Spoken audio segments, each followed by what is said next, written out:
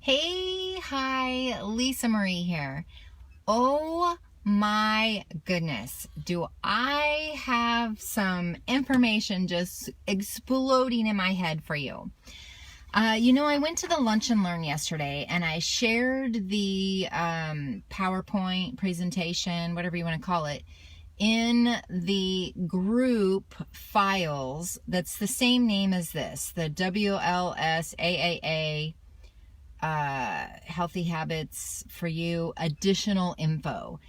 You can click on it. If you're not already a part of it, join it. I'll approve it. I couldn't figure out how to load files here in the page, so I had to create a group and do it in there. Anyway, went to that class. I'm also doing a nutrition class, and they suggested to, hey girls, they suggested to watch that movie called Super Size Me, because of understanding just how addictive different things are. Definitely sugars and salts, but all of those are in like all of our foods that we eat, especially anything processed and especially fast foods. So I was having a conversation with some girls about it and said how much this information helped me bariatrically kind of have a different understanding of some of the choices that we do and the things that we're going through. And I just really wanted to share it with you. So bear with me. I actually wrote notes because I didn't want to miss anything. And the thing is, everything that's bouncing in my head is kind of all encompassing in that title of detoxing, fat brain, addiction, and then the superbugs of having colds and flus and things like that. And so between all of those things, between my Lunch and Learn, my nutrition class, and that movie, light bulb went off. So addiction to food isn't just in the sugar, it's also in the salts, and it's also how we've trained our body and our brain. That's kind of like where fat brain is and starts, really, is actually a part of an addiction. So prior to surgery, if you were like me, you ate a lot of processed food, not always at fast food places, but a lot. And in that thing that I posted, one of the things that really jumped out at me, I didn't even know, let alone understand, and I've been like mulling it over, and now I get it. There's a lot of different foods that particular places have high additives of antibiotics along with other crazy chemicals, the MSG and all that stuff, and genetically modified, GMO things.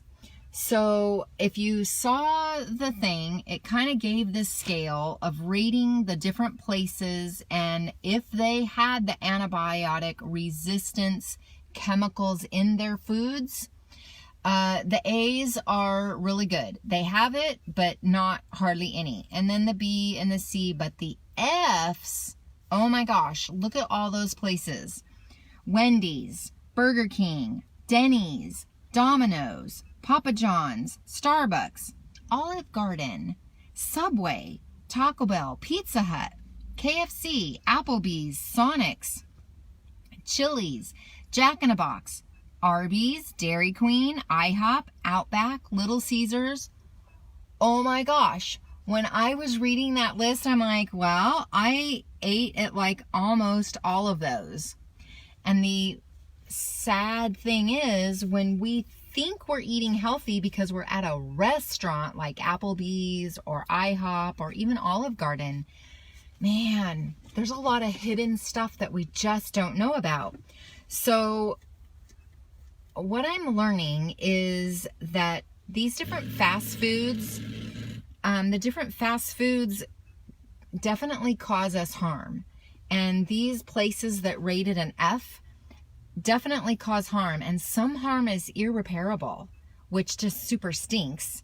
But in that movie, for this guy that started out relatively healthy, all his blood work, his heart, all the different things were normal and in the right zones for a man of his height, his age, and all that stuff.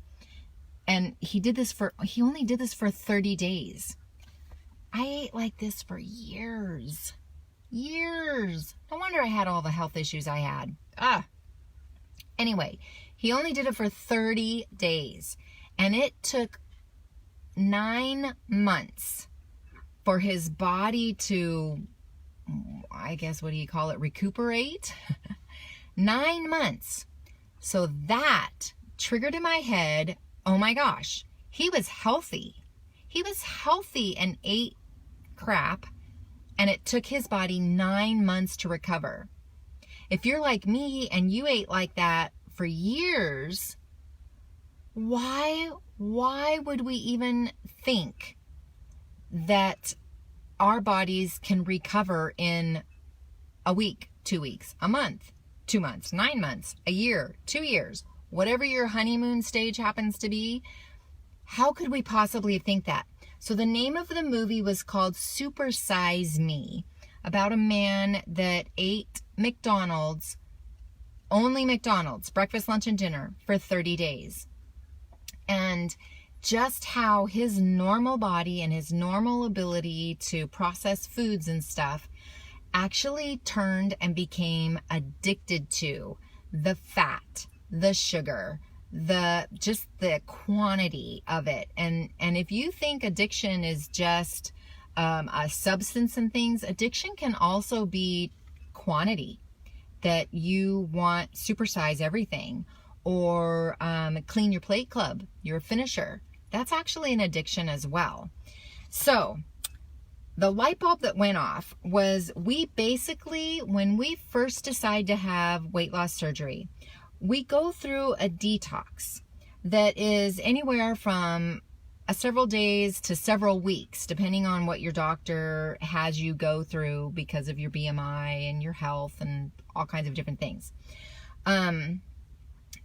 But we're going on a detox from our regular food, our regular way we eat, our regular food choices, as well as, if you're like a lot of people that had a food funeral when the night before going into the pre-op stuff or the clear liquids, that all has it too. Fed Up is another great documentary about how sugar is more addictive than heroin. Yes, this movie was saying this too, and my nutrition class was saying this. So crazy.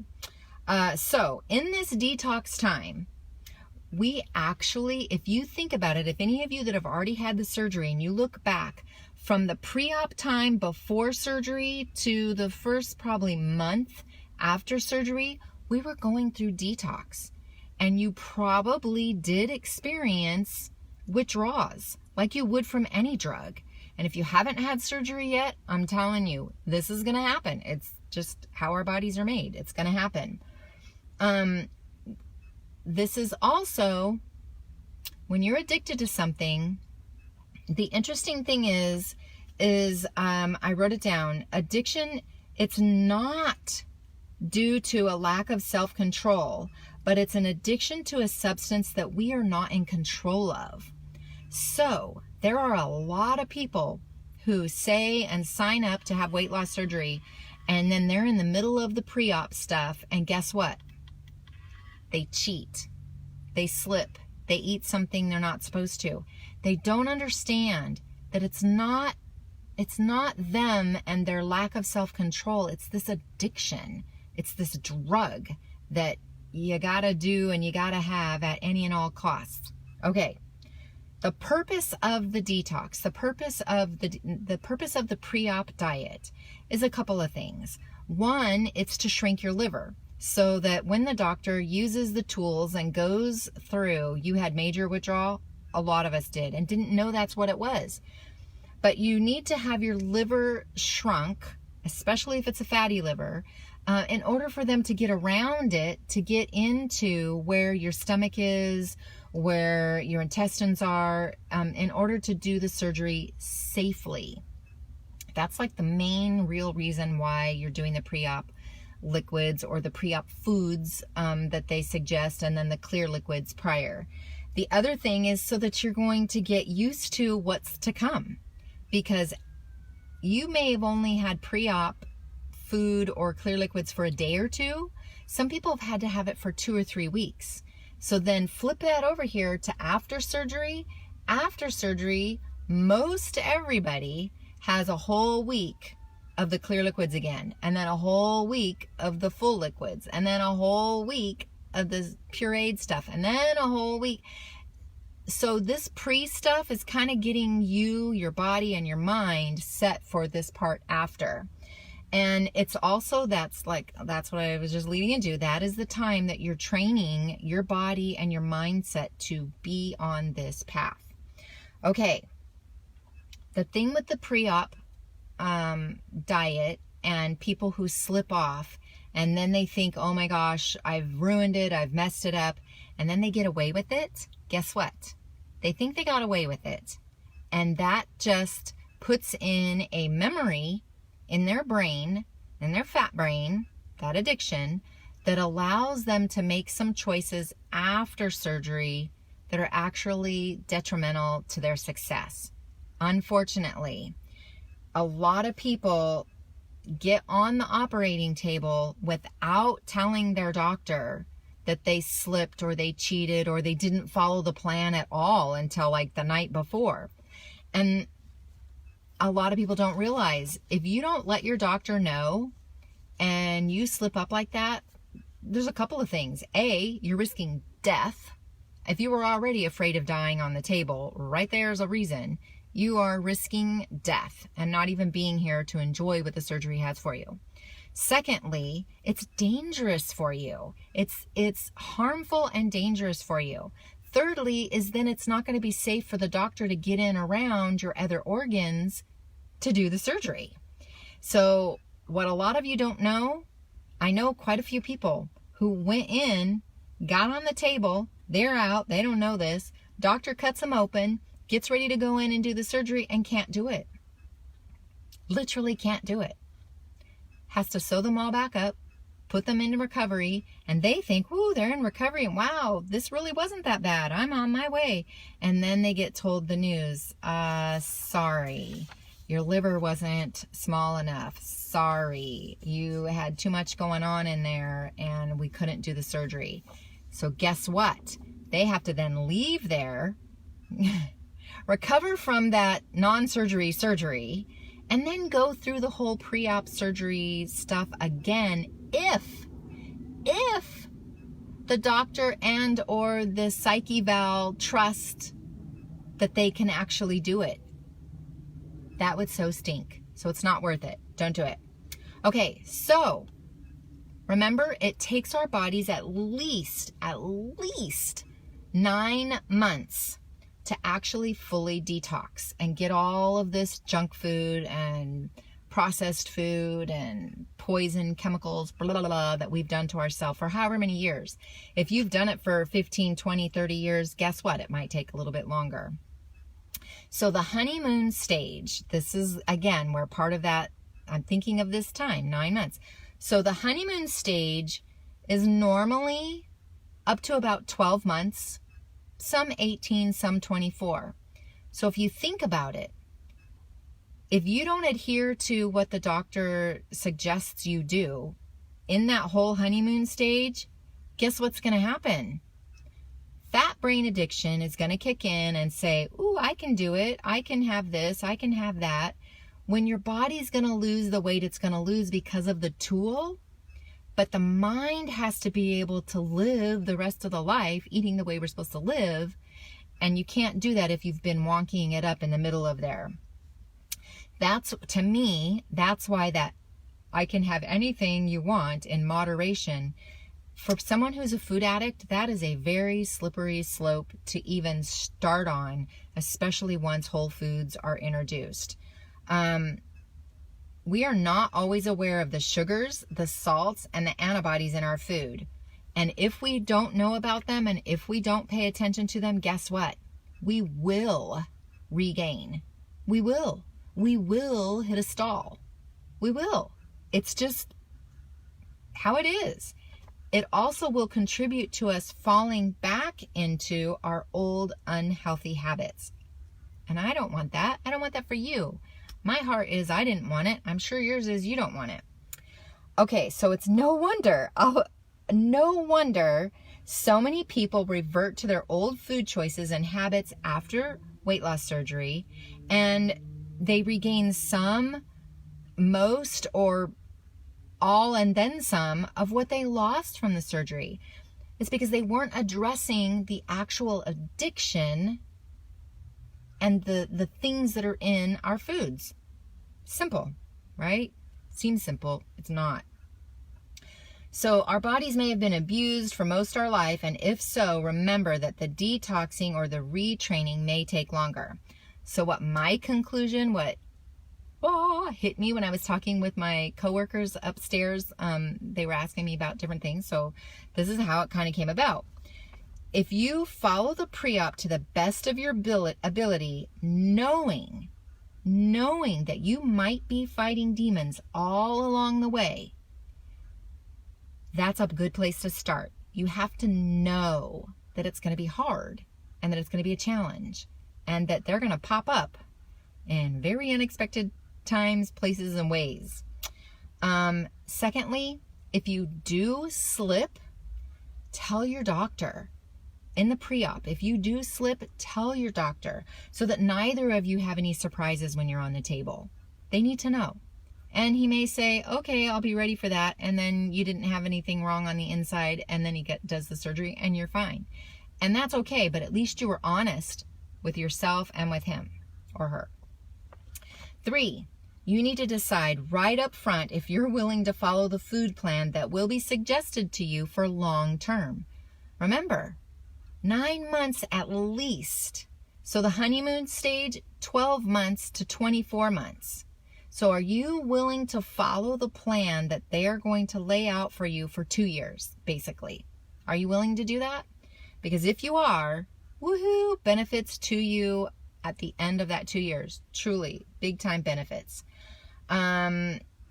Really, it's like a modified keto that's all the rage right now. You're focusing on protein and vegetables and a little bit of carbs, complex carbs, and that's what's healthy. That's how our bodies are designed. So number 4, I never had a honeymoon. My journey has been nothing but mindful, which I guess that's what it has to be for me to keep me on course. It does. The mind is so powerful. It really, really is. So what was I? The 4th thing, understand that an addiction, the poison and the toxins are very strong. However, they can be overcome. And a lot of that is with our mindset. 5th thing, use the first 2 to 3, if not 5 years. If you're looking at the big picture of your life and you're 50 years old, 30 years old, and you're thinking, okay, for 5 years, I'm going to live like this, I'm going to eat like this, I'm going to do this. For 5 years. That's not that long in the big scope of time. It's not. You can do it. You just do it one day at a time. You can totally do it. But you need to decide up front that this is what you're going to do. And use those first 2 to 3 years to follow the plan as best you can so that when your body is fully detoxed, your new healthy habits will be natural. It'll come as second nature, like some of these skinny people that you're like, how can they do this? It'll become that for you too. And then 6th, once you start testing the waters with different and strange foods, be ready for the addiction triggers because they're going to happen. You need to pay attention. You need to have a plan so that you can fight them and then stay away from them. But you need to know that triggers can come by sight, by smell, and by touch, as well as by taste. All those things can totally be a trigger. So how determined are you, really? How determined are you? Really? That's like a big question we have to ask ourselves. And then what are you really willing to do for yourself, your body, and your health? It's kind of important. What's a time frame on that for you? How much are you willing to invest in you? And yes, these healthy choices should be for the rest of our lives. Can you live with that? What if you never change the way you're eating and it stays however it is after surgery for the next 50 years? Can you live with that? I think we can. So what can we do? Oh, then the other thing that I wanted to share, why we experience, this is from my nutrition class, why we experience some of the things we experience. When we've had weight loss surgery, we're having a rapid drop in weight. And it's 25%, just 25% loss or drop in weight, which really isn't that much. In some people it's a lot, but for most of us that were really obese, it's not that much. When we drop 25% of our calories in our meal plan, that's how we'll lose weight, but 25% of our body weight, when that part hits, which is usually in the first 4 months, 3 to 4 months after surgery, okay? When that hits, the reduction in calories significantly changes a lot of things in us and about us. One of them is our mental status. We can be more irritable, be a little more confused, and have the inability to focus. And it goes beyond just like being hangry, that you've missed a meal. It's like missing something more because you're dropping all of this. So, a thing that can happen that I wasn't aware of after weight loss surgery is we can become socially isolated, not really wanting to go out or do anything with anybody. We can not be interested in the things and or people that we were interested in before. Intimacy, affection, oh gosh, there was another thing and I didn't write it down, but all of these different things with our actual interpersonal relationships can change because of that drop and because we've let go of all those hormones out of our fat cells. Is that crazy? That's so crazy. We can also become super focused on the event of food. And then that takes us a whole other different area of addiction. To me, it's like a transfer of addiction because you start making sure everything's cut up just right, making sure everything's in just the right portion, maybe even being hypersensitive to how it's located on your plate. These are all side effects, symptoms, of the addiction and of the rapid loss that we experience after surgery. It is definitely very similar to someone who has anorexia nervosa. And I thought that was beyond crazy amazing. So what can we do? What can we do now? We know some of this stuff. Be prepared and plan. Be prepared and plan. And get help. You might need a therapist. And if you need a therapist, find one that has an understanding of food addictions and food behaviors, not just a therapist because you're depressed. Because anxiety and depression and fears and all of that will all come out. They'll all kind of come to the surface because of the rapid loss that we're going to go through. Support groups are amazing, and they're a great place to get resources and have other people that are like-minded and like-experienced with you. When we catch ourselves, guess what you can do? You realize you're eating something and you've lost control and you're wanting to eat all of it. We can do stuff. First of all, as soon as you realize it, stop. Stop. Take in a breath. Breathe deep. Do that a couple of times. And breathe. Let it out. And by all means, pray. Pray, pray, pray, pray, pray. Right then, right there. Oh my gosh, Lord, I can't believe I'm eating this whole pie. Oh my gosh, Lord, I can't believe I'm eating this whole bag. Whatever it is, please help me. Please help me, help me, help me. Acknowledge it. Acknowledge what's happening, both to yourself and out loud if you have to God, to another person, something. Acknowledge it out loud. Then it makes it real. And that bully can't beat you up so much. Then look at what's going on. Where are you? Who are you with? Are you under stress? Are you under pressure? Are you alone? Are you depressed? What's going on? What happened right before this that triggered this? Did you wait too long to eat? There's all these different things, but you need to be aware, of being intentional of what's going on. Then breathe again, slow down, do some quick, oh my gosh, quick breaths, and then some slow breaths. Calm yourself down, be deliberate. You may need to get up and walk away. You may need to cover the food with something.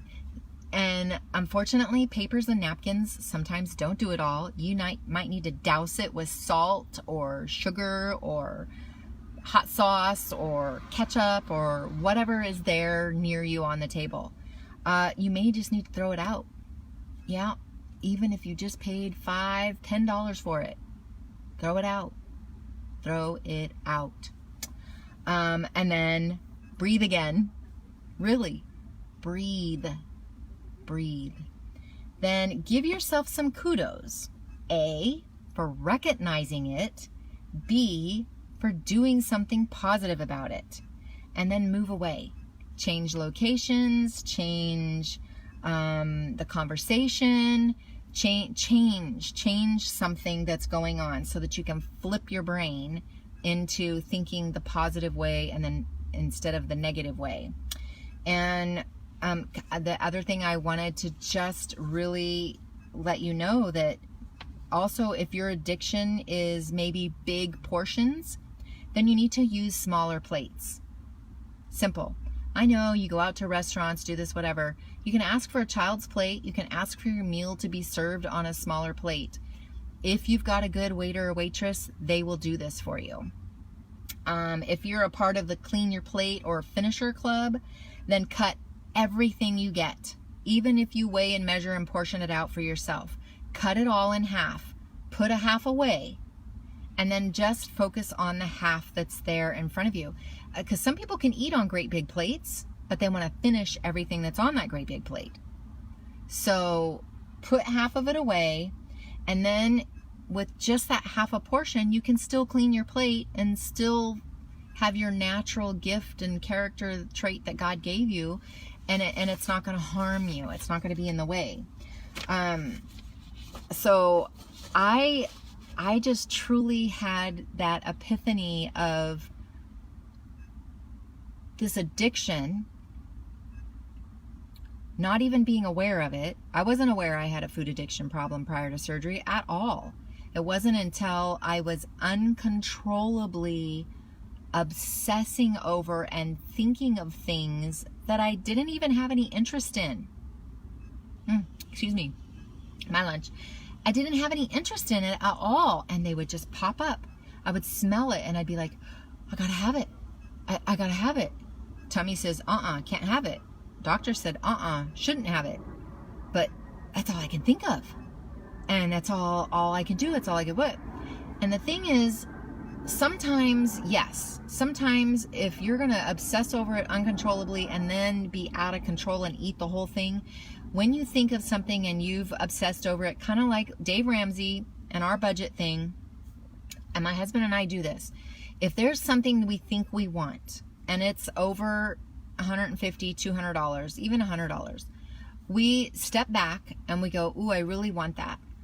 Okay, if I'm still thinking about it and I still want it in a week, then I'll kind of see if it fits into the budget and we can get it. Plus, that's another week that we've saved more for it. The same thing with food. Sometimes these triggers and sometimes these addictions pop in and pop up, And we don't have to cave into them. We don't have to give in to them. We can acknowledge them. Oh yeah, I used to crave Casco cake. Huh, I don't really need it. It's not really good for me. There's no nutritional value in it whatsoever.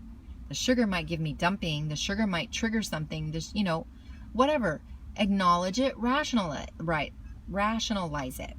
However, an hour from now, 4 hours from now, a day from now, 3 days from now, if that pops into your head over and over and you're still thinking about it, and somebody has it, have a bite or two. What do you call it? Mindful eating. Savor it, enjoy it, taste all of the flavors, smell it, whatever. And guarantee you this though, 90% of the things that we used to like and love prior to surgery, when we try them after surgery, they do not taste the same and they are not good. And then there's other things that we didn't have a taste for and we try them and now we're obsessed with them. So it's a different addiction, it really is.